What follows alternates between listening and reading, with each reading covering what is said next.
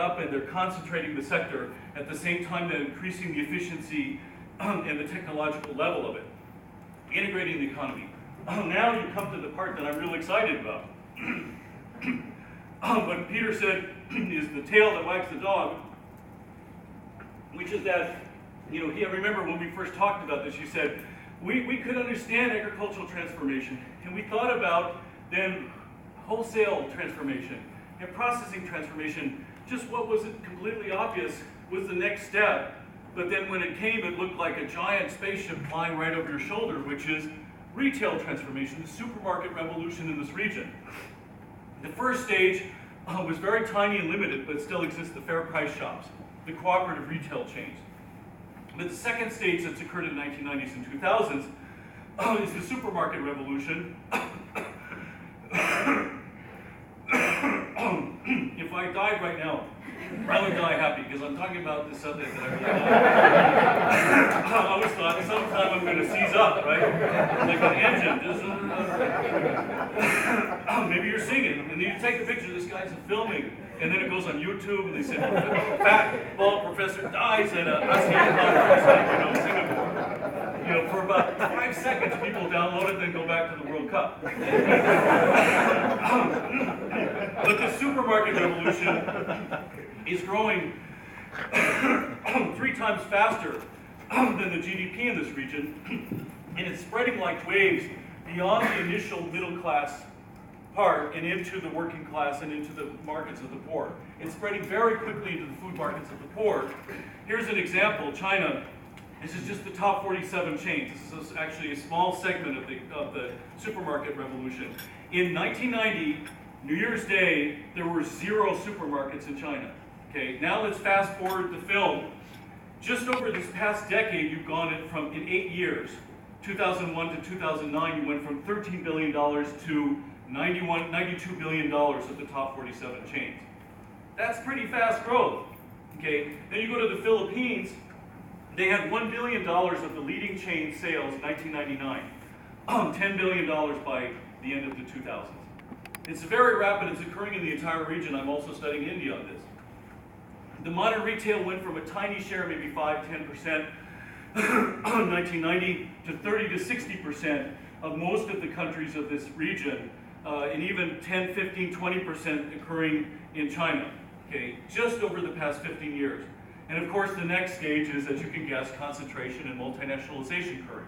So the food retail, the food processing, the wholesale, growing fast, technifying and modernizing, integrating the region, concentrating and multinationalizing, changing the 50–70% of the economy, the food economy, which is your food security target, right? It's a major player and can be a great ally.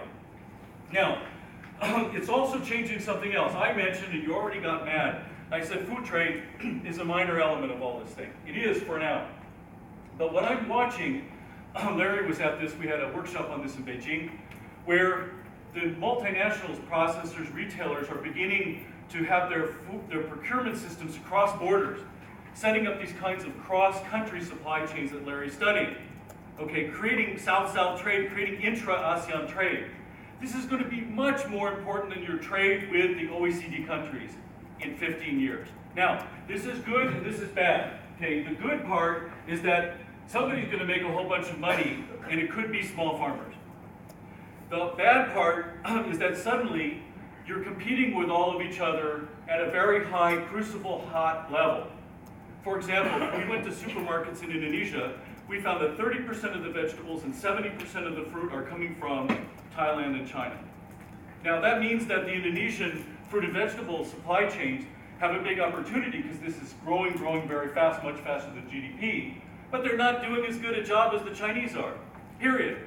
The retailers are saying that. They say, well, there's small farmers there, we want this to work, etc. But the business people are taking it according to quality and price, right? So the competition is going to increase vastly within the ASEAN region in the food economy in the next 10 years. How are you going to deal with that? Now, how are you going to deal with that is, first of all, congratulate the consumers. Okay, the consumers, apart from the fact that I myself actually don't shop at supermarkets. This is kind of weird. I don't have a television, since 1971. I haven't had hair since 1960, and I don't shop at supermarkets.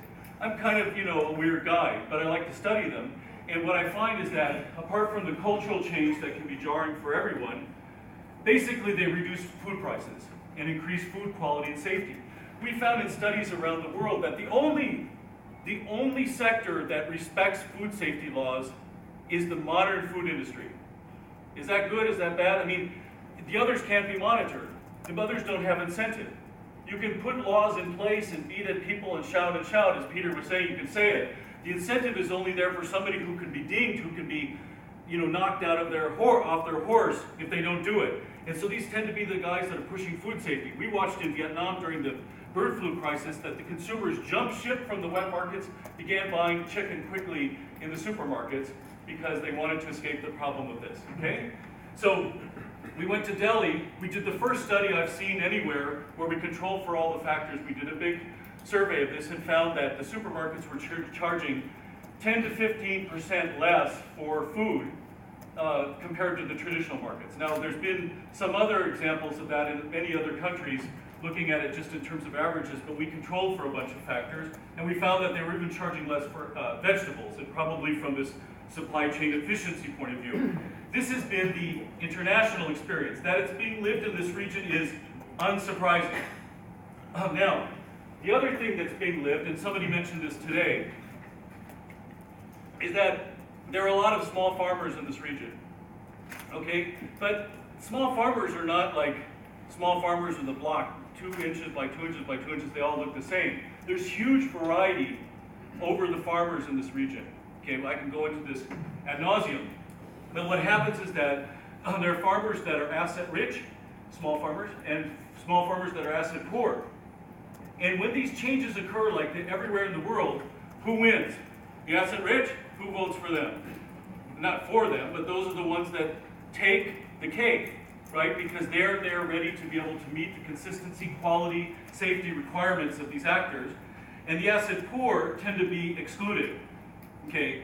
And the medium farmers, of which there are many in this region, it turns out, are also the ones first in line. I'm studying this right now in India. It turns out that even though there are only 15% medium and large farmers, or 15% of the population of farmers, they have 75% of the output. So when you're a business and you're looking, who am I going to buy from, you're all obviously going to pick from the low-hanging apples, the medium farmers and the asset-rich poor farmers, the small farmers. The ones that are out on the side could easily be excluded by this major process occurring. So it's very important to upgrade them and help them to meet this challenge as it changes over time, so their food security is not going to suffer. I'll end. Okay, I said that for you so that you say, wow, okay, he's going to end sometime. Probably you're all thinking, he's never going to end. We've decided that. We've come to grips existentially with the fact that he's going to keep shouting at us for a long time. But I think you have to think about what are ways to engage the private sector, to use it like jujitsu, jelly-dali. You're taking this big kind of event that's occurring and you're trying to throw it in the direction of opportunity for the small farmers and for food security. It's already happening on the consumer side. Now, how do you include the small farmers? One of the ways is the public-private partnership that helps governments engage in infrastructure-specific ways and policy ways with farmers, with retailers, for example, in helping them to get into these supply chains. Malaysia has a very famous example, I can't remember the name of it, okay, of trying to include them. There's other ones, what I call the diamond arrangements, where people say, well, we can wait and wait for this thing to happen, or we can make deals. For example, what happened in melon in Bandung, or not Bandung, but in Yogyakarta anyway. It's in Indonesia. Basically, Carrefour said, we want to develop a new melon variety that would be differentiated, sell to our middle-class consumers in Jakarta, export to Southeast Asia and to France. But we can't get it on the market. If we just go to a farmers association, they can't do it. So they go to Bimandiri, a specialized wholesaler, one of these modern, small player compared to Olam or whatever, but it's basically one of the local modern wholesalers that says, listen, we can be your agent to help get these farmers in, monitor them, help them. However, they don't have any credit because there is no credit really available. Even though it's on the books, they don't really have credit available. So Syngenta comes over and says, hey, we'll help you with credit and with the seeds and with some technical assistance. Okay, join our group. We have 3 now. Now, who else do we need? We need a farmers association. They go to a farmers association that acts as a kind of a company that contracts a portion of their farmers. So they do the monitoring that wouldn't occur usually in a wholesale market regime. And last, they said, but these guys need a lot of basic help from extension agents, which our survey showed were not doing anything for them, okay, from their point of view. But the extension agents wanted to, and the research within the province wanted to, so they said, let us join this, we'll do something useful in the horticulture training specific for this event, and we'll combine.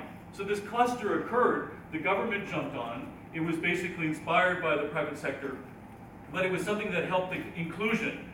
This kind of thing, I think, is a very interesting approach that can be used in very many parts of the region. And the last point I'd like to make really goes back to Dr. Ziegler's point that he made about rural business hubs this morning, which are essentially in India. We're doing a project studying them, USAID funded project studying them, where these are platforms where somebody that's selling inputs or procuring outputs invites a banking group, invites an insurance group, they provide some technical assistance, and they combine all these things together in a cluster of services that are not available to them from the public sector, creates these and sells these, okay, and in that kind of situation then becomes a conduit for inclusion.